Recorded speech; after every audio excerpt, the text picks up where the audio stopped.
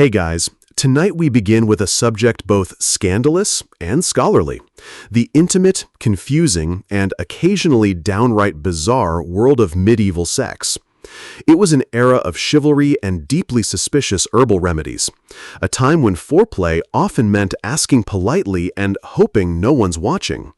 So before you get comfortable, take a moment to like the video and subscribe, but only if you genuinely enjoy what I do here.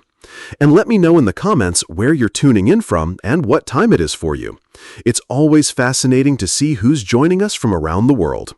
Now, dim the lights, maybe turn on a fan for that soft background hum, and let's ease into tonight's journey together. Let's start with the biggest misconception. Medieval intimacy did not unfold beneath silk sheets in candlelit chambers while a lute played softly in the background. In reality, the setting was usually a small, single-room home shared by an entire family, including children, aging relatives, a couple of goats, and a chicken who had strong opinions about personal space. Privacy, as we think of it, simply didn't exist. Most peasants lived in homes where the kitchen, bedroom, and stable were technically the same square footage, just with different smells. If a couple wanted some alone time, they had to get creative. Timing mattered, so did volume, and ideally, so did whether the kids were asleep and facing the wall.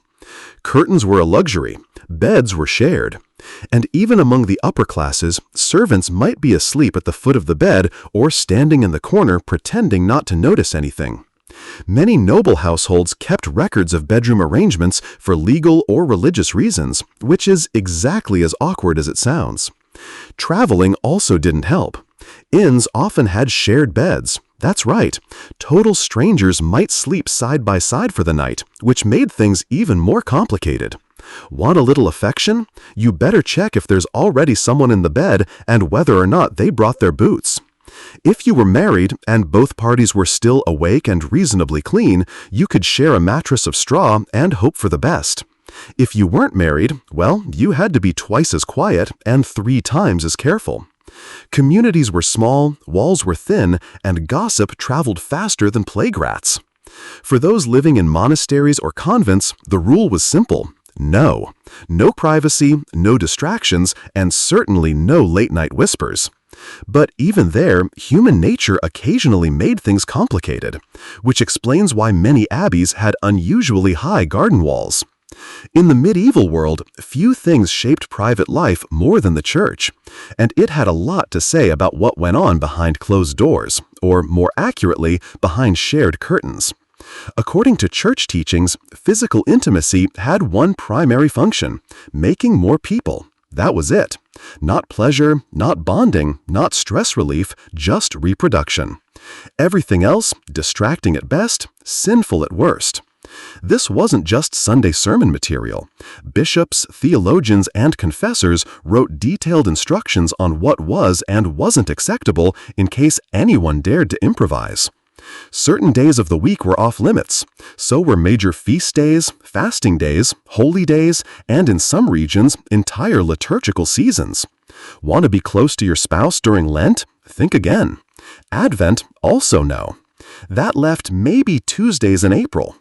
Even within marriage, there were expectations. Couples were encouraged to approach one another with modesty and restraint. Expressions of affection were acceptable, but not excessive.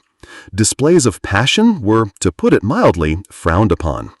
One 13th century guide suggested that married couples should engage in intimacy without pleasure, without sin, and without delay, which is by all accounts a fairly joyless checklist.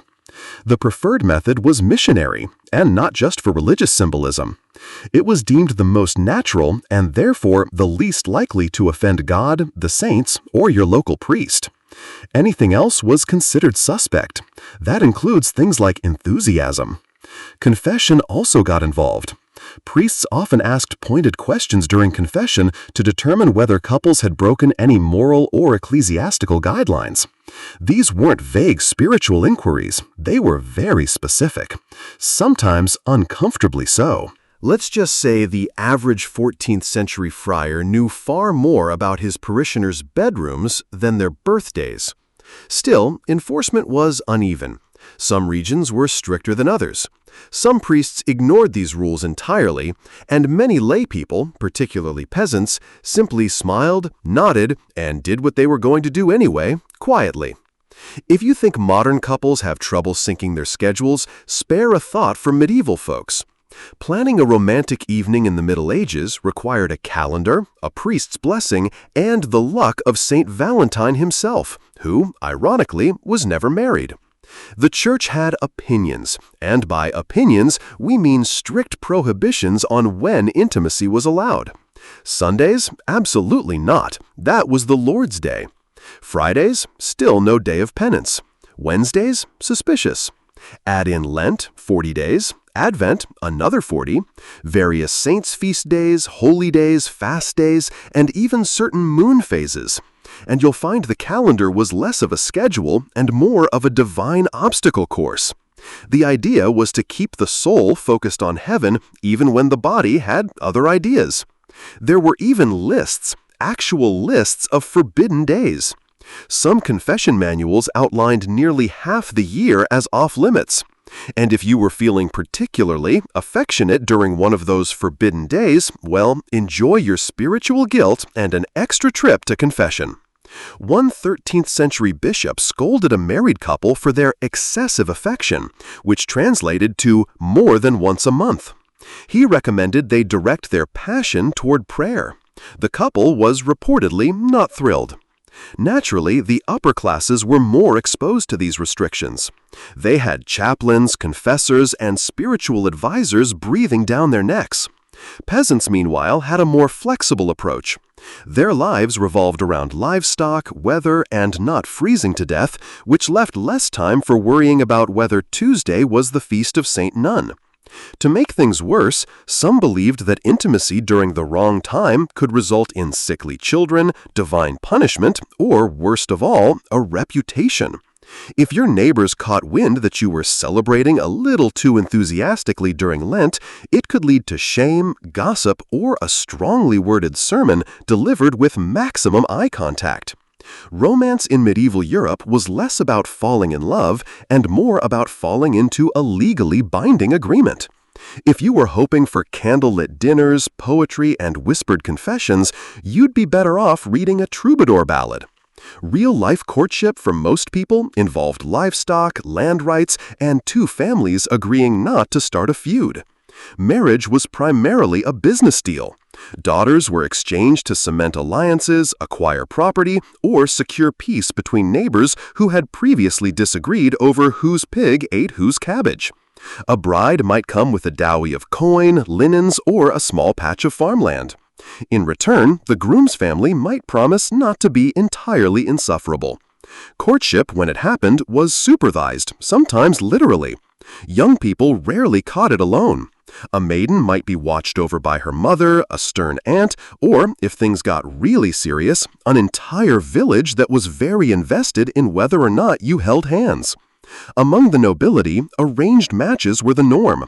Kings and lords negotiated marriages like chess moves, and affection was something you developed later, or not at all.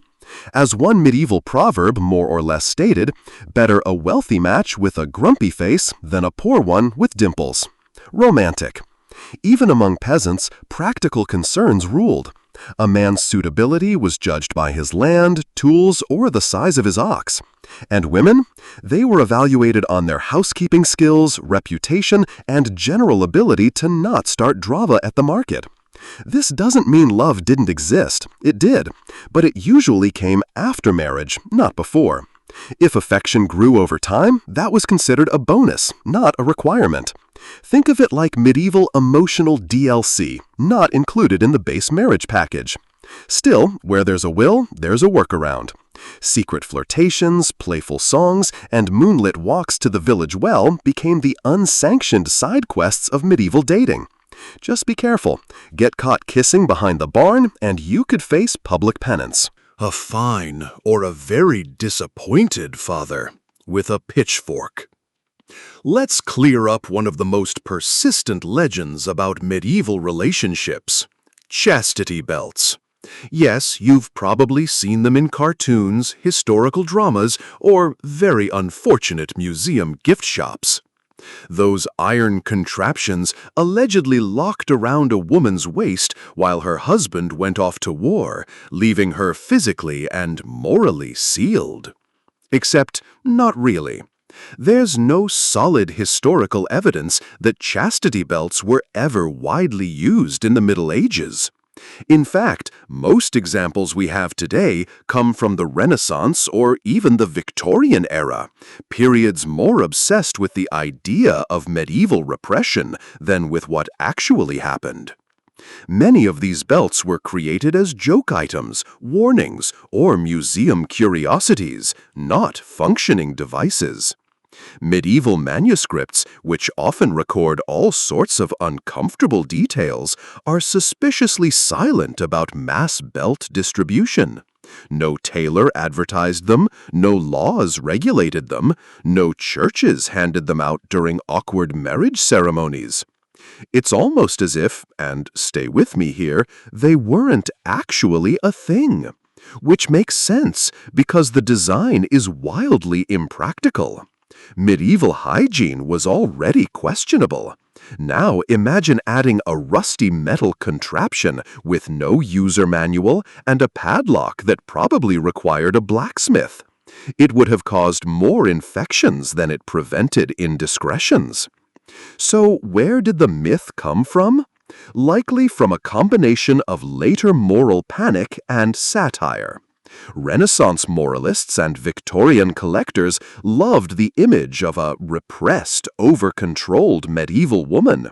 It fit their narrative, and nothing says virtue like a literal keyhole in your underpants. In reality, fidelity was enforced through more traditional and more effective means: shame, surveillance, religion, and strategic matchmaking. Noble women were often chaperoned within an inch of their lives. Peasant girls had entire villages watching them like unpaid private investigators. And any whiff of scandal could lead to ruined reputations, lost dowries, or awkward confessions involving phrases like, "at the edge of the barley field." In a surprising twist that would shock many of their modern descendants, medieval towns didn't just tolerate brothels. In many cases, they regulated them. That's right. In several parts of medieval Europe, especially urban centers, brothels operated as legal businesses. Town councils licensed them, charged taxes, and even designated specific red light districts long before the light bulb was invented. Some cities went as far as employing officials to manage them. These lucky souls were known as brothel keepers, or more colorfully, keepers of public women, which sounds like a very stressful line on a resume. The rationale behind this arrangement was pragmatic, if a little cynical. Officials believed that allowing a controlled outlet for men's desires would reduce the chances of greater sins like adultery, assault, or, heaven forbid, dancing. Regulated brothels were seen as a necessary evil to keep society orderly, much like traffic signs or the existence of turnips. The church, of course, wasn't thrilled. Officially, it condemned the entire practice, but unofficially, many clergy turned a blind eye. Some even collected rent from the very same establishments. If that sounds like hypocrisy, congratulations, you've grasped the essence of medieval theology and practice. Working in a brothel was no fairy tale, but it wasn't necessarily a life of constant misery either. Some women chose the profession for economic reasons, especially widows or those without family support. Others were coerced or trafficked, particularly in port cities, where sailors brought in coin and complications in equal measure. There were even handbooks, yes, actual handbooks, for how these houses should be managed. Clean sheets, basic health inspections, and set hours were all part of the regulation process. Patrons came from all social classes: knights, apprentices, merchants, even monks, despite vows that strongly suggested otherwise. Entry fees varied, services were catalogued, and in some cases, customers paid in eggs, wool, or whatever awkward barter they had on hand. Medieval Tinder, it was not. Your beloved whispers, sweet nothings, and then removes their wool tunic to reveal a powerful medieval musk. Because when it came to personal hygiene, medieval Europe had priorities. Staying clean was on the list, just somewhere after surviving the plague, fixing the roof, and catching the pig that got into the pantry again. Bathing did happen, but not nearly as often as modern noses would hope. Peasants bathed infrequently, maybe once a month, more if they fell into a river by accident. Soap was either homemade or imported, expensive, and used sparingly. And while public bathhouses existed in towns and cities, they were sometimes banned during outbreaks of disease, or scandal, or both. If you were wealthy, you had options. A hot bath could be drawn, scented with herbs, and followed by being rubbed with linen cloths by attendants. If you were poor, your sponge bath involved a cold bucket and the vague hope that nobody would notice your aroma over the stables. To add complexity, water itself was occasionally viewed with suspicion, especially cold water. Some believed bathing too frequently could weaken the body or open the skin to illness. Others simply didn't have the time, or the tub, or any water that wasn't already being fought over by the local geese. Now, imagine trying to impress someone under these conditions. Perfume, mostly for the elite. Deodorant, a dream of the distant future. Dental care, well, you might rub your teeth with ash or chew mint leaves if you were fancy. Kissing was certainly an adventure. Clothing didn't help. Layers of wool, leather, linen, and fur trapped heat, sweat, and every scent you encountered during your day, including the contents of the chamber pot and the mystery stew. And yet people still found ways to fall in love, flirt, and get close. Perhaps our standards were different. Or perhaps when everyone smelled equally awful, love was truly blind and nose-blind. In medieval Europe, controlling the size of your family was a bit like trying to steer a cart with no wheels, no reins, and a particularly uncooperative goat. Technically possible, but not something you could count on. To be clear, people did try. Just because contraception wasn't effective by modern standards didn't mean medieval folks were oblivious. They were very much aware that certain behaviors led to babies, and many went to elaborate, if occasionally baffling, lengths to prevent it. Some of the more scientific methods included herbal mixtures, animal membranes, and rituals that involved burying certain objects near the doorstep. One popular approach advised drinking wine boiled with beaver testicles. Others recommended wearing amulets blessed by someone, who hopefully wasn't guessing. A few guides even claimed jumping up and down vigorously after intimacy would help, which, if nothing else, probably burned some calories. There were also early versions of barrier methods, though calling them reliable would be generous. Linen soaked in various concoctions was one approach. A few brave souls tried wax, and there are scattered references to, let's call them, medieval prototypes of what would later become familiar latex devices. But don't ask how they were made, you really don't want to know. The church, of course, was not amused. Any attempt to avoid conception was often labeled sinful or unnatural. Procreation was the stated goal of marriage, and anything that got in the way of that divine mission was frowned upon, or, more commonly, denounced loudly from the pulpit. Still, not everyone followed church guidance. Among married couples, particularly those struggling with poverty, the desire to space out pregnancies or avoid another mouth to feed was very real. And among unmarried couples, let's just say the motivation was even stronger. But no matter the method, reliability was low. Birth control, such as it was, depended on folk wisdom, local herbs, and a surprising amount of hope. And when it failed, which it often did, well, that's where hasty marriages, hidden pregnancies, and a lot of awkward conversations came in. Despite what church authorities liked to pretend, not every medieval couple waited until the wedding bells rang before getting cozy. In fact, the practice of testing the goods before marriage was, well, common enough to require a lot of paperwork, known as fornication in church records and getting ahead of yourself in everyday village gossip. Intimacy before marriage wasn't exactly rare, but it was definitely monitored. In towns and parishes across Europe, local officials kept moral rolls, which were less like diaries and more like ledgers of shame. If a couple was caught or even suspected of jumping the marital timeline, they could be hauled before the local court and fined. Sometimes the fine went to the church, sometimes to the town, and occasionally to someone who claimed to have witnessed the event. Medieval snitching was alive and well. Fines varied depending on whether it was a first offense, whether a pregnancy resulted, or whether the couple eventually got married. In some cases, getting married after the fact erased the fine, kind of like retroactive permission. In others, the fine was still applied, but at a discounted rate. Early bird penalties, if you will. And let's not forget the social consequences. In tight-knit communities, everyone knew everyone else's business. So even if your local priest was feeling merciful, your neighbors weren't. Gossip could spread faster than a poorly stored meat pie in July. Interestingly, many of these situations resulted in something called handfasting, a sort of informal engagement where the couple considered themselves betrothed, and in some regions that was legally enough to begin cohabiting.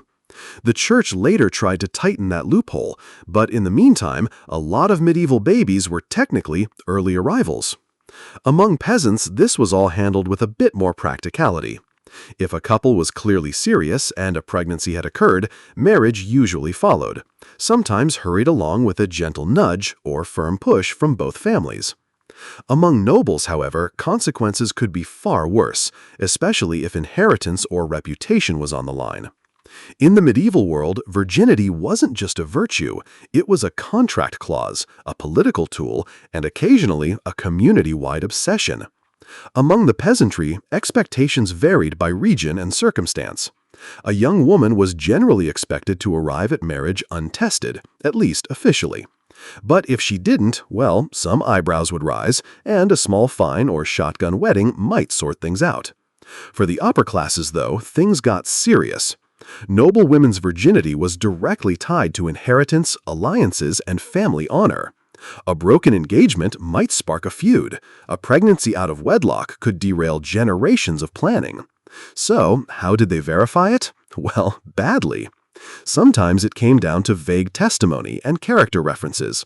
She seemed virtuous, or she avoided the stable boy mostly. Other times, more invasive methods were used, like midwives or matrons inspecting for the infamous hymen, which science has since confirmed is not, in fact, a medieval chastity barometer. But that didn't stop anyone. There were also attempts to prove virginity after the wedding, such as displaying a blood-stained sheet, like a very awkward medieval Yelp review. This tradition, while not universal, was expected in certain regions, and if the sheet stayed clean, cue lawsuits, annulments, and family drama on a scale rivaling a royal soap opera. Men, of course, were under no such scrutiny. Male virginity was considered an optional bonus. A future husband's experience level was rarely questioned. At most, he might be encouraged to avoid tavern maids or loose company, but no one was checking his laundry the next morning. Virginity was also linked to religious symbolism. Maidens were often praised as pure vessels, which is beautiful in theory and incredibly uncomfortable in practice. Young girls were raised with saintly ideals, often featuring horrifying martyrdom stories. And if a marriage was annulled on the grounds that a bride had been dishonest, it didn't just ruin her, it could drag down her entire family's honor and property claims. So yes, in medieval Europe, virginity wasn't just about morality, it was legal currency. If you're wondering whether same-sex attraction existed in medieval times, the answer is a resounding yes. Human nature didn't start in the 20th century. But if you're wondering whether it was openly accepted, that's where things get complicated. Medieval society was structured around religious doctrine, social roles, and property rights, and all three had a lot to say about who could love whom. Spoiler alert. It was usually a man and a woman within marriage, preferably for the purpose of making more villagers. Officially, same-sex intimacy was labeled a sin by the church, often lumped in with other unnatural acts like dancing on feast days or reading too many books. Punishments varied wildly depending on region, time period, and who was involved. A peasant couple might get a scolding and penance. Nobles, they might face exile or quietly be ignored if they had enough land. But while the church thundered from the pulpit, real life was messier. We have records, poems, letters, even legal documents that show emotional, romantic, and sometimes physical relationships between people of the same sex. Some monks wrote love letters to each other in Latin that sound suspiciously less brotherly and more longing. Noble women sometimes shared beds and declared exclusive devotion in terms that would make a troubadour blush. Medieval Europe also had social structures that blurred lines. All-male monasteries and all-female convents created deep emotional bonds.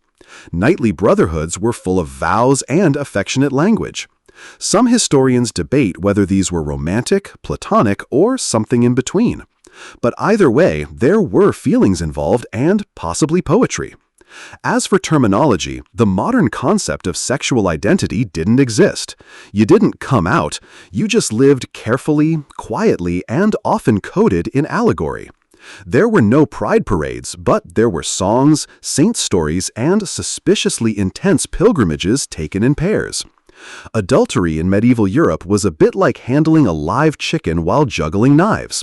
Risky, loud, and likely to end with someone losing a bit of pride or property. Let's be clear, adultery wasn't just a personal failing, it was a social offense. Marriage was seen not only as a holy sacrament, but also a legal contract, a property deal, and often a strategic alliance. So when someone strayed, they weren't just breaking hearts.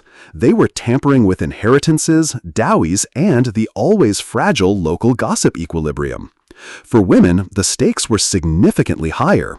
A married woman caught in an affair could face public shaming, loss of dowry rights, forced penance, or even exile, especially if she had the audacity to get caught with evidence. Adulterous noblewomen might find themselves imprisoned, divorced, or, in extreme cases, discreetly removed from court life. Think less scarlet letter, more scarlet exit. Men, on the other hand, got more leeway. A married man having an affair with an unmarried woman might be seen as morally suspect but not legally punished, unless the woman's family had powerful friends or the church was feeling unusually righteous that week. That said, not all adulterers got off easy. Some towns imposed steep fines or required public confession. A few legal records include creative punishments, such as parading through the village in nothing but a shift, or having to pay for a new church bell, because nothing says divine justice like bronze acoustics. The real danger, however, wasn't always the law, it was the husband. Honor killings weren't unheard of, particularly among nobles. If a cuckold man discovered his wife's affair, medieval customs sometimes allowed him to take appropriate action. The definition of appropriate, of course, depended heavily on his status and how many swords he owned. For the wealthy, things could spiral into full-blown scandals, duels, annulments, or decade-long family feuds. For peasants, the consequences were usually financial. A fine here, a goat forfeited there, and a permanent place in village gossip. In medieval Europe, the idea of consent existed, but not in the way we understand it today. It wasn't about mutual respect or enthusiastic yeses. Instead, it was tangled in law codes, dowies, church doctrine, and the occasional shrug from society. Let's start with the basics. Medieval canon law did recognize the concept of consent in marriage. In fact, a marriage was considered valid if both parties verbally consented, even without a priest present. That's right, two people saying "I will" in a field somewhere could technically be married. Romantic, possibly legally confusing, absolutely. But here's the rub. Just because consent was acknowledged in theory doesn't mean it was respected in practice, especially for women. For noble daughters, consent often came after arrangements were made. Families negotiated marriages like peace treaties. The young lady's opinion might be politely requested or strongly implied. But in the end, the dowry talked louder than she did. For peasant women, choices were broader, but still pressured. Saying no to a match could mean economic ruin or social backlash. Saying no to the local Reeves' son, riskier still. Inside marriage, consent became even murkier. Husbands had legal rights to their wives' bodies, and denying them could be grounds for complaint or annulment. Some church thinkers argued that spouses owed each other the marital debt, which sounds like a joint checking account but was actually far less voluntary. Still, the picture wasn't all grim. Medieval courts did prosecute cases of coercion and assault, especially when witnesses were available or the accused didn't have powerful friends. In urban centers like London or Paris, court records show women and men bringing forward complaints, sometimes winning justice, or at least making a public stink. And let's not forget the literary side. Medieval tales are full of complex dynamics. Courtly love poetry, for example, often danced around consent, with knights pining, ladies refusing, and everyone dramatically swooning. If nothing else, they knew it was important to ask, even if they ignored the answer. If you ever felt like the medieval church had a complicated relationship with physical pleasure, you're right. It wasn't just complicated, it was borderline suspicious. And that suspicion extended right into the bedroom of every married couple, where the church preferred, ideally, that nothing too enjoyable was going on. To be fair, the church didn't outright ban marital relations. That would have been a logistical nightmare for inheritance, population, and, well, humanity. But it did strongly recommend moderation, extreme moderation, like once a month in the dark, no smiling kind of moderation. Theologians of the time praised celibacy as the highest form of spiritual discipline. Saints were celibate, monks and nuns took vows. Even married couples were encouraged to live in continence, abstaining entirely, especially if they were older, holier, or simply tired of each other. A couple who voluntarily gave up intimacy was praised as being halfway to sainthood, or at least halfway to separate beds. Some church thinkers like St. Jerome went even further. He argued that even within marriage, desire was a weakness. Marital relations were acceptable only for procreation, not for fun, not for bonding, and certainly not because someone looked particularly fetching in their woolen nightshirt. This attitude filtered down into confessionals and moral manuals. Priests were instructed to ask married parishioners if they had been too lustful, even with their own spouses. Picture the awkward silence that must have followed that question at the altar rail. And yet, people still lived their lives. Most peasants, merchants, and even nobles nodded politely at the church's teachings, then went home and did whatever felt right, between chores, taxes, and the odd peasant uprising.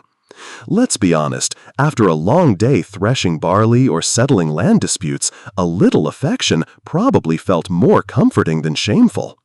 But for the truly devout, celibate marriages were held up as models of spiritual partnership.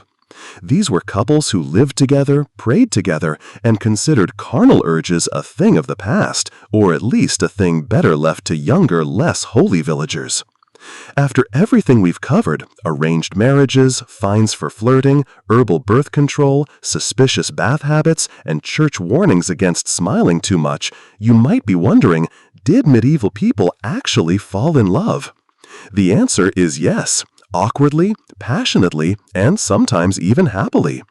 Despite the rigid social structures and moral sermons, love found a way to bloom in the cracks. Peasant couples courted in fields and marketplaces, trading favors, flowers, and whispered gossip over turnips. Noble lovers exchanged poetry and secret glances during formal banquets while pretending to care about hunting falcon breeds. Monks and nuns wrote letters full of emotion that modern readers still debate. Was it spiritual longing or something more? Literature from the period is bursting with romance. Troubadours sang of distant ladies who inspired knights to go off and get very dramatically injured. Stories of courtly love glorified longing from afar, especially if you were pining for someone married to your boss. Sure, the love was often unattainable, but hey, that's where the best verses come from. In some cases, couples genuinely married for love.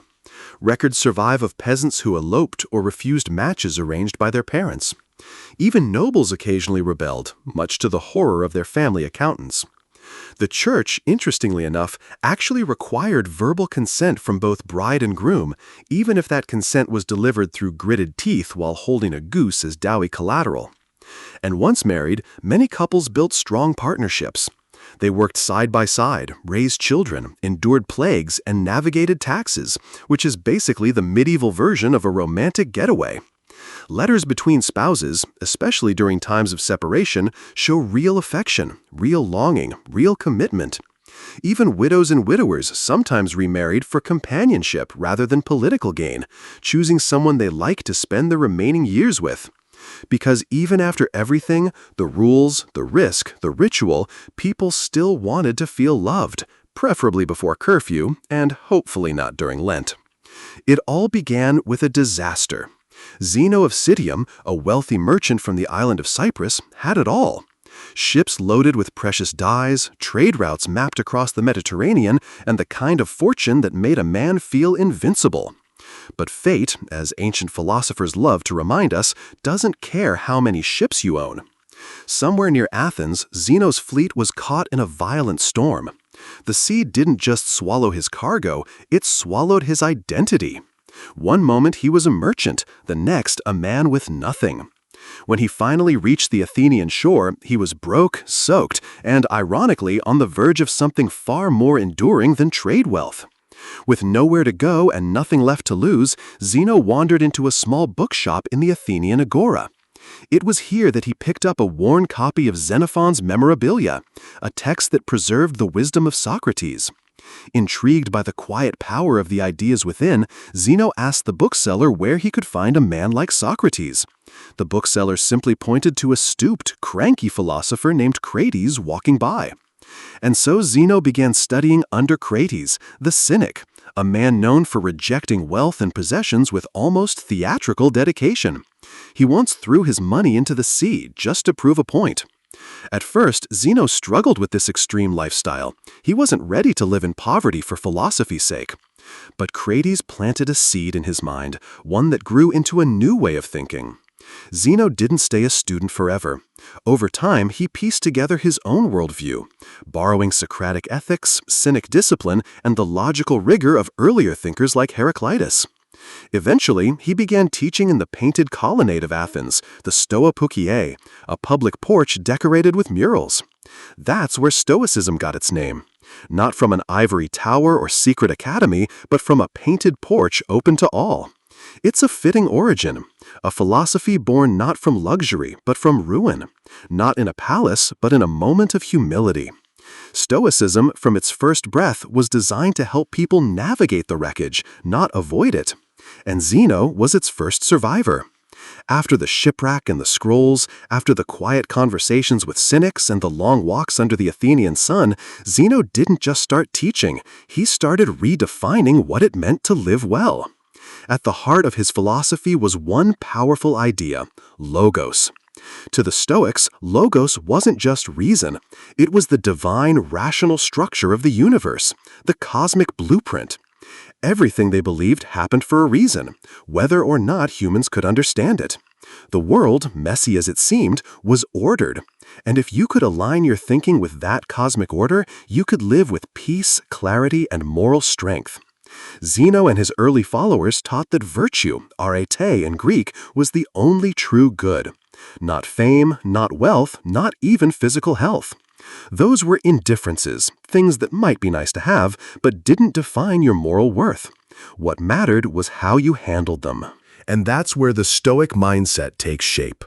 The world throws chaos at you, but you remain unmoved.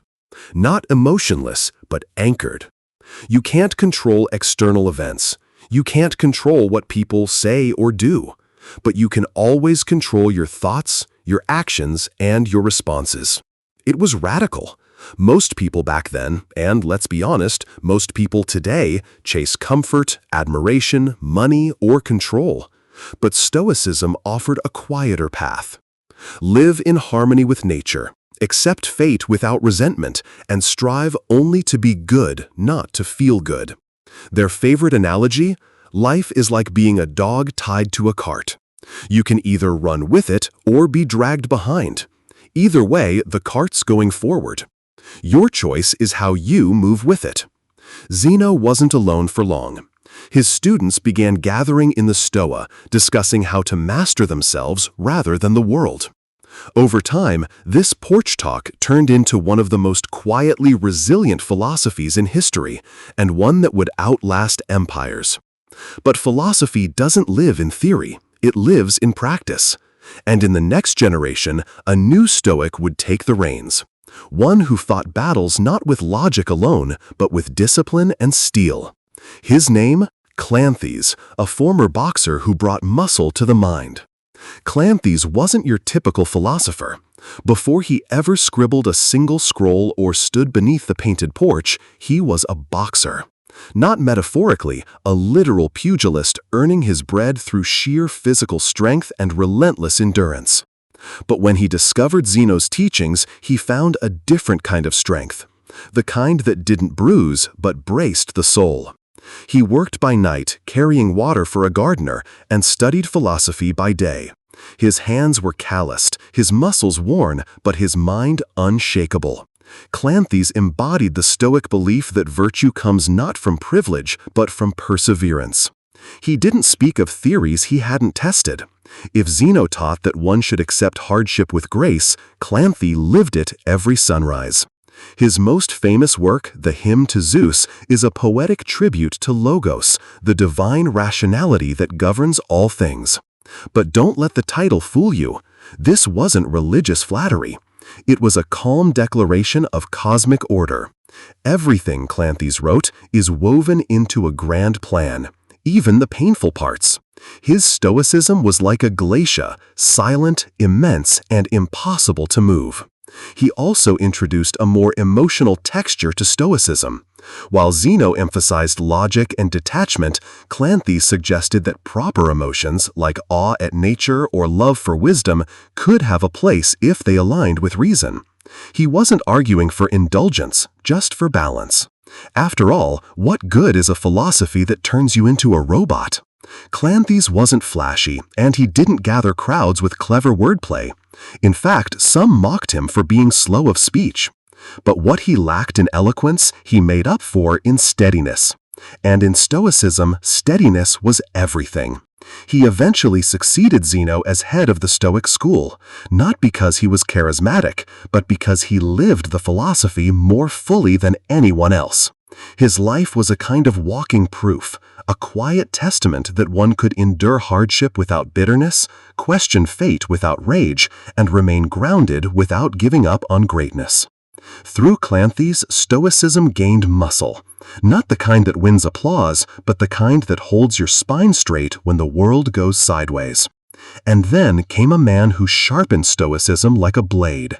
Chrysippus, the logician who turned this porch-born philosophy into a towering system of thought. If Zeno founded Stoicism and Cleanthes gave it strength, Chrysippus gave it its skeleton. Without him, Stoicism might have crumbled into vague ideas and forgotten porch lectures. Instead, it became one of the most rigorous philosophical systems in the ancient world, thanks to a man who reportedly wrote over 700 books. Most of them now lost, but their influence undeniable.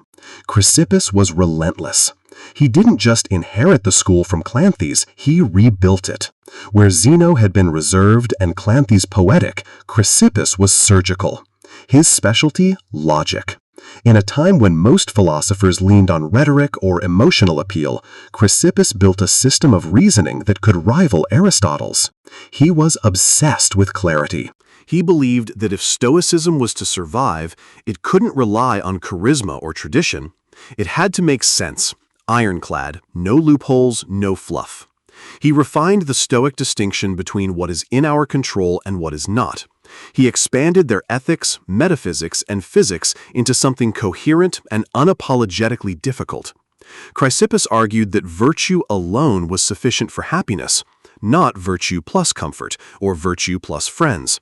Just virtue, full stop. One of his most famous contributions was the lecton, a concept describing the meaning behind words. He argued that every spoken word had a sayable, a layer of content carried by speech tied to logic. It might sound abstract, but this deepened the Stoic understanding of reason and clarity, which for them was essential to a good life. But he wasn't just dry parchment and dusty scrolls. Chrysippus had a biting wit. Once, when accused of not practicing what he preached, he supposedly replied, "Would you blame a doctor who gets sick? He still knows how to treat illness." Stoicism wasn't about pretending to be perfect. It was about trying every single day to close the gap between your actions and your ideals. Thanks to Chrysippus, Stoicism hardened. It became more than a comfort for shipwrecked merchants or poetic boxers.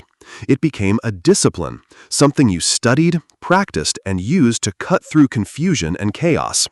And that discipline would soon find its way out of Greece into the heart of Rome, where emperors and slaves alike would grapple with its power. By the time Stoicism drifted into Rome, the philosophy had already weathered centuries of refinement. But in the hands of the Romans, it evolved from a Greek intellectual pursuit into a way of life, suited for statesmen, generals, and even emperors. The Romans weren't interested in abstract metaphysics or syllogisms about lectar. They wanted practicality. They faced wars, conspiracies, betrayal, and personal ruin. And they needed a system that could hold their inner world steady while the outer world collapsed. Stoicism, with its focus on self-mastery and virtue in the face of chaos, was a perfect fit. Enter Seneca the Younger, philosopher, playwright, and reluctant advisor to the notoriously unstable Emperor Nero. Seneca wasn't born into hardship. He was a wealthy elite, well-educated, and dangerously close to power. But despite his position, his writings reveal a man deeply aware of life's fragility and the corrupting lure of comfort. In his letters to Lucilius, Seneca preached restraint, mindfulness, and simplicity. He warned against being ruled by emotion or desire. And yet, his own life was a battlefield between Stoic ideals and political compromise. He amassed wealth, even as he wrote about frugality. He served a tyrant, even while writing about virtue. But rather than discredit him, this tension makes him more relatable. Seneca didn't pose as a saint. He was painfully aware of his contradictions. His advice to others often came with a quiet self-rebuke. "I am not a wise man," he wrote, "but a lover of wisdom." And maybe that's the most Stoic thing of all, not to claim mastery, but to pursue it humbly. While Seneca offered Stoicism to the elite, another Roman gave it to everyone else. Epictetus, a former slave, crippled and impoverished. Epictetus owned nothing, not even himself. And yet he taught that true freedom comes from within. "You may chain my leg," he said, "but not even Zeus can conquer my mind." To him, life's hardships weren't obstacles. They were training grounds for virtue. His teachings, preserved by his student, Arrian, became a Stoic manual for inner liberation. In Rome, Stoicism was no longer just philosophy. It was armor, mental armor. And soon, that armor would be worn by the man who ruled the known world, Marcus Aurelius, emperor, warrior, and the most unlikely of all, a philosopher king. It's one thing to read philosophy in peace. It's another to write it on the front lines of war, while ruling an empire crumbling at its edges. Marcus Aurelius, crowned emperor of Rome in 161 CE, was a man born into unimaginable privilege. And yet, his reign was anything but comfortable. Plagues swept across the empire, Germanic tribes pushed at the borders. His co-emperor Lucius Verus died early. His generals betrayed him. And worst of all, his own son, Commodus, would grow into the tyrant he had hoped never to raise. Amid all this, Marcus didn't write speeches or propaganda. He wrote to himself. Quiet personal reflections later compiled into the Meditations. Never intended for publication, these pages offer a window into a Stoic mind under siege. They read not like declarations from a throne, but like whispered reminders from a tired man trying to stay upright. Begin each day by telling yourself, he wrote, "Today I shall meet with interference, ingratitude, insolence, disloyalty, ill will, and selfishness." That wasn't pessimism, it was preparation. Marcus believed that by expecting hardship, he could face it without being thrown off course. To him, people's actions were not insults. They were reflections of their ignorance. And his duty wasn't to control others, but to control himself. He often reminded himself, "You could die tomorrow, you could die today, so act now, not with anxiety, but with purpose." That wasn't despair, that was clarity. Despite commanding legions and managing a vast empire, Marcus was obsessed with inner life. He believed you could be surrounded by chaos and still remain untouched if your mind stayed anchored in reason and virtue. He rarely indulged in cruelty. He rejected opulence. And while he couldn't always live up to Stoic ideals, who could? He returned to them like a compass in a storm. Marcus Aurelius didn't invent Stoicism, but in many ways he lived it more visibly than anyone before him. He proved that Stoicism wasn't just for philosophers in Toa or ascetic monks. It was for anyone, even the most powerful man on earth, who wanted to carry peace into the battlefield of life. And yet, after Marcus, the flame of Stoicism began to flicker. It wouldn't vanish, but it would retreat, waiting centuries to be rediscovered by new seekers of calm in the modern world. After the death of Marcus Aurelius in 180 CE, Stoicism didn't exactly die, but it faded. The philosophy that had once stood at the heart of Roman intellectual life began to slip quietly into the background. Part of this had to do with politics. Marcus's son, Commodus, inherited the empire and seemed determined to undo every Stoic virtue his father lived by. While Marcus embodied restraint and wisdom, Commodus embodied indulgence and vanity. The Roman court became a theater of excess, and philosophy had no role in the spectacle.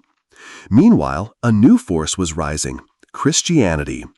As it spread through the Roman Empire and eventually became state religion, its theology, rituals, and worldview began to replace the ancient schools. Where Stoicism taught self-reliance, Christianity emphasized divine grace. Where Stoicism taught acceptance of fate, Christianity spoke of redemption and the will of God.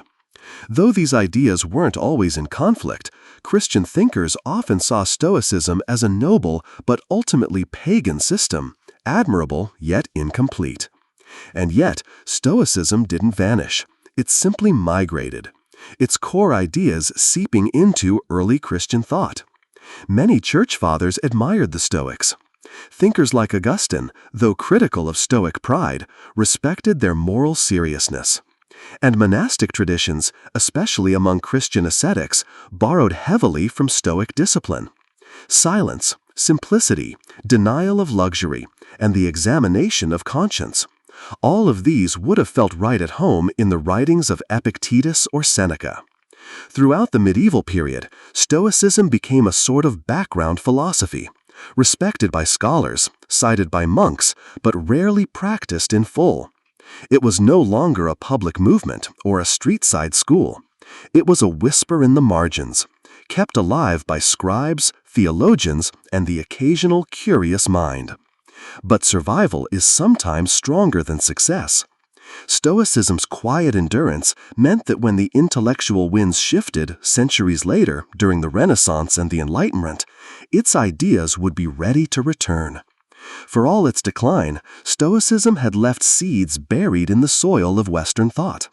And when people once again sought clarity, purpose, and strength without illusion, those seeds would bloom. And one day, they'd even show up in places no ancient philosopher could have imagined. In self-help books, leadership seminars, and yes, on your favorite podcast. Stoicism's comeback didn't arrive with a scroll in hand. It came through blogs, books, and podcasts.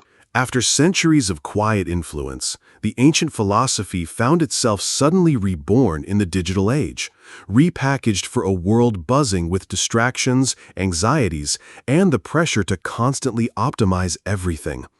In the 20th century, philosophers like Pierre Hadot had began peeling back the layers of Stoicism, reminding readers that it wasn't just an intellectual exercise. It was a way of life. Not cold, but contemplative, not harsh, but healing. Hadot argued that ancient philosophy was originally a spiritual practice, and Stoicism, more than any other school, was meant to be lived, not merely read. That message hit home for a new generation. In the early 2000s, authors like Ryan Holiday helped usher Stoicism into the mainstream with accessible books like The Obstacle is the Way and Ego is the Enemy. Drawing on Marcus Aurelius, Seneca, and Epictetus, Holiday framed Stoicism as a practical toolkit for resilience, something you could use whether you were launching a startup, coaching a sports team, or just trying to survive a bad Monday. Tech leaders and entrepreneurs soon latched on. Tim Ferriss, Naval Ravikant, and others began citing Stoic texts like instruction manuals for high-performance living. The idea was simple. In a world that moves fast, thinks shallow, and craves constant validation, Stoicism offers an antidote: stillness, control, and clarity. Even mental health professionals took notice. Therapies like cognitive behavioral therapy, CBT, borrow heavily from Stoic principles. Challenge your thoughts. Focus on what you can control. Don't let emotion dictate action. Sound familiar? But the revival wasn't without criticism. Some said modern Stoicism had been stripped of its depth, turned into motivational wallpaper for productivity bros. And there's truth to that. Not every inspirational quote on Instagram reflects the rigor or humility of ancient practice. Still, the fact remains: Stoicism survived not because it was trendy, but because it works. When life goes sideways, when we lose a job, face a diagnosis, or wake up unsure of our place in the world, Stoicism reminds us, you can't control what happens, but you can control what you become. That message has never been more timely. And so we arrive at the present, where ancient wisdom quietly guides modern minds. Today, Stoicism exists in a paradox. It is an ancient philosophy designed for inner peace, now living in a world obsessed with noise. Scroll through social media and you'll see a quote from Marcus Aurelius sandwiched between cat videos and stock tips. Open a bestseller list and there it is again, the Daily Stoic, waiting to be your morning mental vitamin. Somehow, a 2,300-year-old porch philosophy is trending. But Stoicism isn't popular because it's fashionable. It's popular because it addresses a very specific modern hunger: mental clarity in a world of confusion. When everything feels out of control, the economy, relationships, climate, algorithms, Stoicism offers a map inward. It teaches us to focus not on the chaos around us, but on the choices we still own. The central questions remain the same. What is in your control? What kind of person will you choose to be, regardless of circumstance? And unlike some philosophies that demand total withdrawal from the world, Stoicism invites us to participate. Go to work, raise your kids, serve your community, but do it from a place of calm, not craving action, yes, but grounded action. In that sense, Stoicism is a kind of rebellion, not the loud sinew-waving kind, but a silent resistance against impulsiveness, distraction, and emotional chaos. It's the discipline to pause before reacting, the courage to stay kind in a cruel moment, the humility to know you're not the center of the universe, but you are responsible for how you move through it. More than ever, people are returning to this simple clarity. Athletes use it to manage pressure. Veterans use it to process trauma. CEOs use it to lead without ego. Teenagers, overwhelmed by the constant flood of comparison and digital noise, turn to Epictetus for a lifeline. Of course, no philosophy is a magic cure. You'll still feel grief, still fail, still lose your temper. But Stoicism gives you something rare: a framework to get back up, reflect, and re-enter. In the end, it's not about being perfect. It's about progress. Quiet, steady, internal progress. And in a world that rewards loudness, maybe the most revolutionary act is to be still. To a modern visitor, an ancient Roman bath might look like a luxury resort. Marble floors, vaulted ceilings, statues of gods, and pools steaming in the morning sun. But to a Roman, it was just another Tuesday. Bathing wasn't an occasional treat, it was a daily ritual and for many, an essential part of being Roman. By the height of the empire, there were over 900 public baths in Rome alone, ranging from grand imperial complexes to modest neighborhood facilities. Everyone, from senators to shoemakers, made time to bathe. Cleanliness was important, yes, but so was the rhythm of the experience, the routine, the conversation, the heat. The process was deliberate. You'd enter through the apoditerium, or changing room, where slaves might help wealthier patrons undress. From there, you'd ease into the tepidarium, a warm room that opened your pores and began the relaxation. Then came the colorarium, the heart of the experience, a hot, steamy chamber heated by an underfloor system called the hypocauste. Here, bathers would sweat, scrape their skin with stridles, curved metal tools, and sometimes even get a massage. Finally, you'd plunge into the frigidarium, a cold pool meant to tighten the skin and jolt the senses. It was this contrast, hot to cold, sweat to chill, that gave the ritual its power. Romans believed it was good for circulation, digestion, and even mood. And honestly, they were probably right. But more than hygiene or health, baths were about belonging. You went to see and be seen. You gossiped, worked, debated politics, made business deals, or just eavesdropped on the latest scandal. Some brought their own musicians, others brought snacks. Poets recited verses. Philosophers argued under domed ceilings echoing with laughter and steam. In essence, a Roman bath was a democratic space, at least by Roman standards. Status mattered, but even emperors might share a room with commoners. Slaves and women had restricted access or separate hours, but they too were part of this daily world. For the Romans, bathing wasn't about vanity. It was about routine, health, society, and rhythm. A place where the individual dissolved just a bit into the larger hum of the empire, one breath of steam at a time. Roman baths weren't just impressive, they were engineering masterpieces. Long before the modern sauna or heated flooring, the Romans figured out how to transform bricks, fire, and water into an immersive wellness center. At the core of this innovation was the hypocauste system, an early form of central heating. Beneath the floors of the hot rooms, slaves stoked a roaring furnace or prefernium. This fire heated a space beneath the raised floor, supported by small columns called plae. Hot air flowed through this subfloor chamber and up through flue in the walls, radiating heat through the room like a gentle oven. The result, a consistent, enveloping warmth without smoke, suffocating the bathers. The architecture itself was strategic. Vaulted ceilings trapped heat, domes diffused sound, and a complex arrangement of rooms regulated temperature flow from the cooler apoditerium to the temperate to the blazing colorarium. Windows were designed to harness sunlight, and water was constantly circulating, clean, flowing, and heated to exacting standards. And let's talk about the aqueducts, the silent heroes of the empire. These elevated stone channels delivered vast quantities of water into the cities, allowing even inland bath complexes to operate year-round. Some of the grandest baths, like those of Caracalla or Diocletian, consumed millions of liters of water daily. Yet the system was so well built that waste was minimal and flow was constant. The water wasn't just for soaking. Romans also had steam rooms, saunas, and even primitive flushing toilets nearby.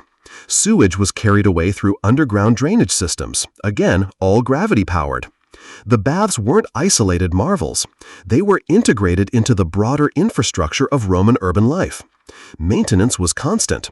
Workers known as fornicators tended the furnaces, while others cleaned the pools, managed supplies of wood, or repaired tiles and plumbing. It was labor-intensive, but the reward was clear. These buildings didn't just last years. Many stood strong for centuries. In an age with no electricity, no industrial machinery, and no digital thermostats, the Romans created a seamless experience of heat, comfort, and flow. That's why walking into a Roman bath wasn't just entering a building, it was entering a system, one powered by fire, sustained by water, and shaped by genius. Despite all the sweat, steam, and strigils, Roman baths were never just about physical cleansing. They were about information.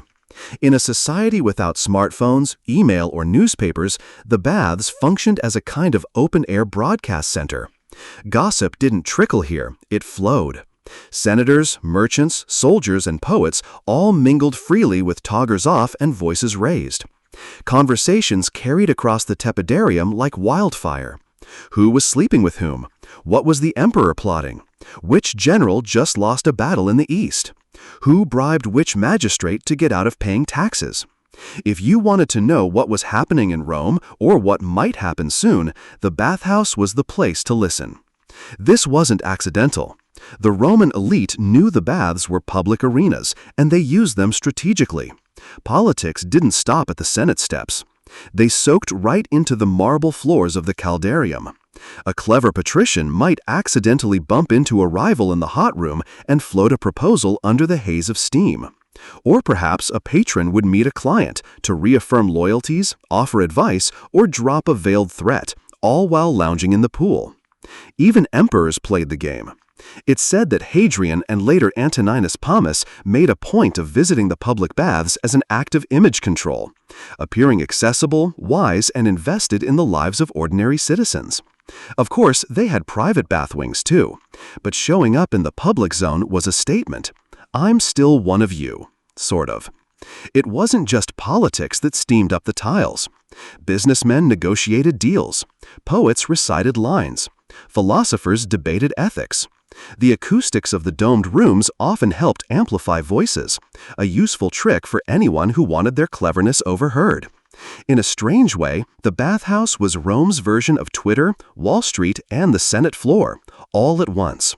It was unfiltered, buzzing, and deeply performative. But it was also where strategy was born. Real decisions, military, financial, personal, often started here, far from the formal halls of power. Because when everyone is half-naked, sweating, and relaxed, masks fall away. And in the steam, the real empire whispered its plans. To the Romans, bathing wasn't just about feeling fresh or looking polished. It was a critical part of health and medicine. The bathhouse was where ancient wellness philosophy met practical self-care. Doctors recommended it. Philosophers endorsed it. Even the military encouraged it. Hot water, cold plunges, sweating, and massages were all believed to purify the body and balance the humors. The four fluids the Romans thought governed health: blood, phlegm, yellow bile, and black bile. If these got out of balance, you got sick. But a visit to the baths, with its cycle of heating, scraping, and cooling, could supposedly restore that balance. And there's some logic to it, even by modern standards. The heat of the calorarium opened pores, relaxed muscles, and helped with circulation. The cold plunge in the frigidarium reduced inflammation and invigorated the senses. The skin was scraped clean with strigils, which removed dirt, oil, and dead skin. Afterward, many Romans received massages, using scented oils, sometimes infused with herbs, sometimes just olive oil. Today, we might call this detoxing or hydrotherapy. They just called it daily life. Some of the larger bath complexes even included small medical clinics, where physicians, often Greek-educated, examined patients, offered treatments, or suggested dietary changes. If you had a cough, aching joints, or digestive troubles, your doctor might prescribe not a pill, but a visit to the tepidarium or a change in your bathing routine. Exercise was part of the picture too. Many baths had attached palaestrae, open courtyards for physical activity. Romans boxed, wrestled, fenced, or played ball games before beginning the bathing process. The idea was to work up a sweat before entering the steam rooms. Health wasn't passive. It was earned, one push-up and plunge at a time. Even mental health wasn't ignored. The rhythm of the bath, its slow, deliberate transitions from room to room, encouraged reflection. Some Stoics and Epicureans even wrote about the baths as places to clear the mind and tame the emotions. In many ways, Roman baths were ahead of their time, an integrated space for exercise, cleansing, socializing, and healing. a kind of ancient wellness center with better mosaics and slightly more gossip. For the Romans, a healthy body wasn't a goal. It was the foundation of virtue, clarity, and strength. And the bathhouse was where it all began. Walking into a grand Roman bathhouse wasn't just stepping into a building. It was stepping into an aesthetic experience. The architecture, the materials, the very air, everything was designed to impress, soothe, and elevate. From the moment you entered the opeditarium, changing room, you were surrounded by elegance. The walls were often painted in vivid frescoes, mythological scenes, pastoral landscapes, or even cheeky caricatures. Marble benches lined the room, niches held clothing, and on the better days, musicians played softly in the background while your sandals were taken by a servant. Then came the baths themselves. The tepidarium was usually the most beautiful room, designed as a kind of warm antechamber to the hotter and colder extremes. It was often circular or rectangular with high vaulted ceilings, colorful mosaics on the floors, and large windows that diffused the afternoon light. The ceilings were sometimes coffered or domed, supported by columns of Egyptian granite or local stone. The colarium, the hot room, featured heated pools and steam. You'd see bronze or terracotta braziers and sometimes gilded taps that flowed with heated water. The floors were warm beneath your feet thanks to the hip-hookah system, and the air shimmered with heat. Decorative fountains and statues added a touch of divine elegance. Apollo, Venus, and Hercules all made appearances. The frigidarium, cool and serene, was usually the largest and most striking space. Its cold pool reflected a ceiling often covered in painted stars or geometric patterns. The water itself glistened, sometimes lit by small skylights or open oculi that allowed a beam of sunlight to cut through the mist. There was a quiet stillness here, a contrast to the chatter and bustle of the earlier rooms. Everything in the Roman bath was designed to inspire awe. The use of imported marble, colorful tilework, and advanced geometry wasn't just vanity. It was a statement. The baths were the empire distilled into stone, orderly, refined, and proudly extravagant. Even smaller local baths took design seriously. Mosaics often warned bathers with humorous Latin phrases like cabe canem, beware of the dog, or balneum gratum, the bath is pleasant. These were spaces meant to charm the eye, calm the spirit, and remind you, in case you forgot, that you were living in the greatest civilization on earth, and all of that before you even got wet. While Roman baths were public spaces in theory, not all Romans experienced them equally. The bathhouse was a microcosm of Roman society, a place where lines blurred but never fully disappeared. Let's start with class. In the grand thermae of Rome, like those of Caracalla or Trajan, emperors might bathe in the same rooms as commoners. That sounds democratic, but social distinctions still lingered. The wealthy often arrived with entourages, slaves to carry towels, oils, and even portable benches. They could afford private massages or extra services in nearby rooms. Some larger baths had exclusive sections, schooled reserved for upper-class patrons. Even in the shared pools, there was an unspoken hierarchy. You might rub elbows with a senator, but you weren't about to chat him up. Then there was gender. Men and women did not usually bathe together. Most large bathhouses offered separate hours or separate wings. Some emperors like Hadrian enforced strict segregation. Others like Commodus or Elgabalus allowed or even encouraged mixed bathing, much to the horror of conservative Roman moralists. Women's access depended on time, location, and the whims of local officials. In wealthier cities, women had beautifully appointed baths of their own. In poorer regions, they often bathed early in the day before men arrived. While some women enjoyed regular access, others, particularly those of lower status, had to navigate schedules, scrutiny, and social stigma. Slaves and freedmen made up a significant portion of bath visitors. They were allowed in and often encouraged to attend, especially if their work was labor-intensive. However, they typically entered during off hours or in more modest facilities. That said, many slaves worked within the bathhouses as attendants, masseurs, or fire stowers, and some were known by name for their skill and charm. And what about outsiders? Foreigners, non-citizens, and provincials were welcomed in most Roman cities, especially in the empire's heyday.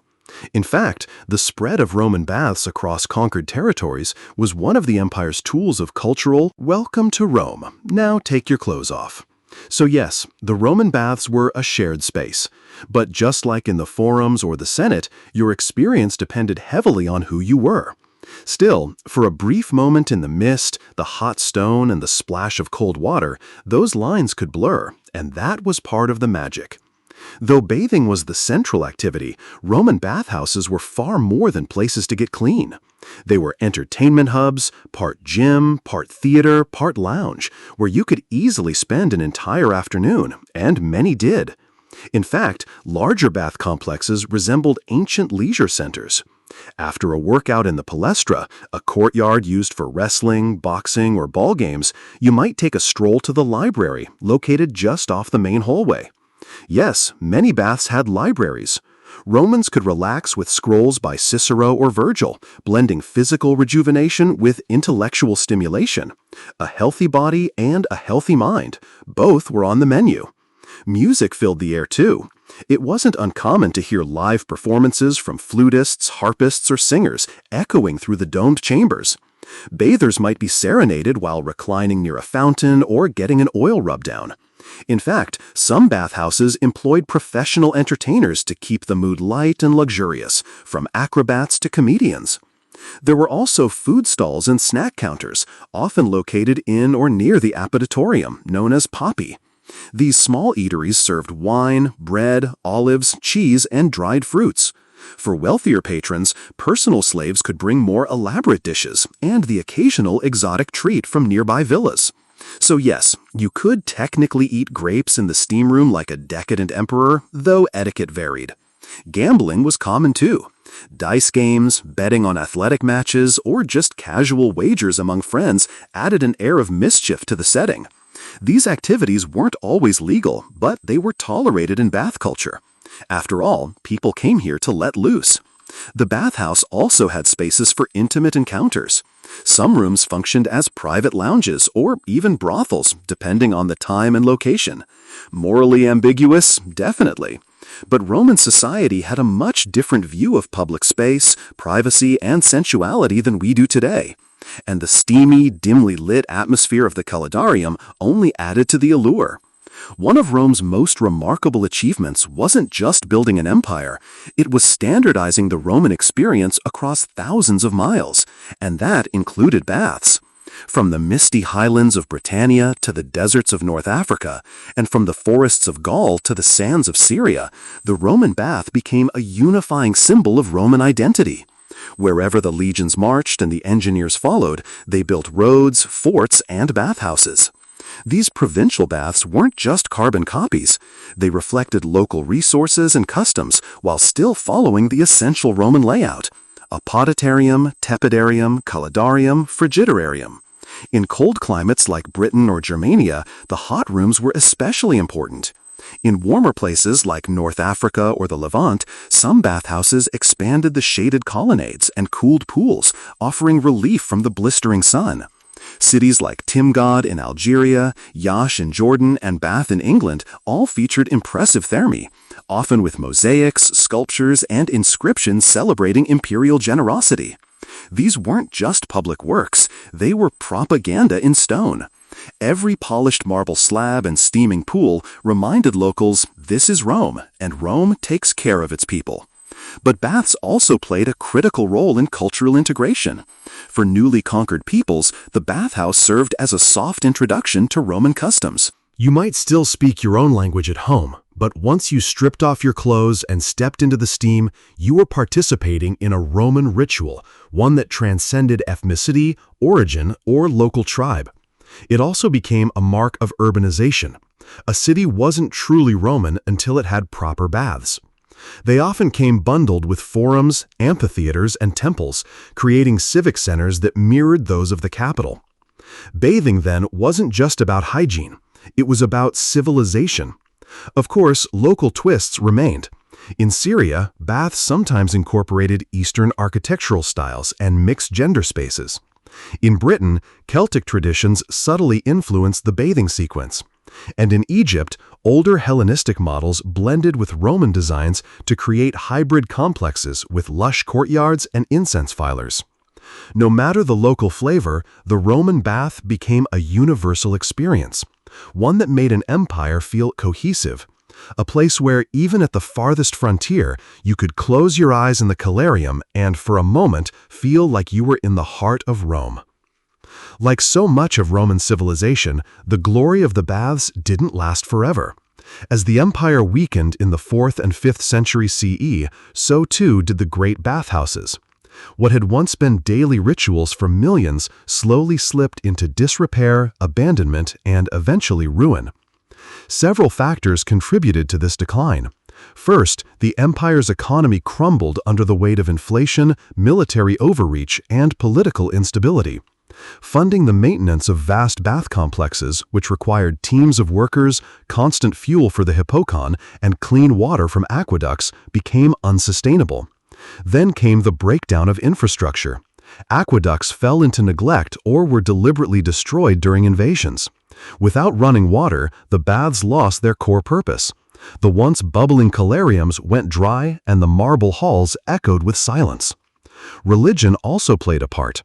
As Christianity became dominant, public bathing, especially mixed or nude bathing, came under increasing moral scrutiny. Church leaders saw the baths as symbols of pagan indulgence and bodily vanity.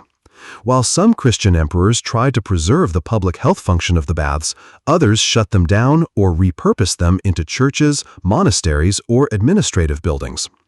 And yet, the legacy of Roman baths endured. In the Islamic world, the tradition continued through hammams, bathhouses that carried forward many Roman innovations: heated rooms, steam treatments, and communal cleansing rituals. These spread across the Middle East and North Africa, preserving the essence of Roman wellness in a new religious and cultural framework.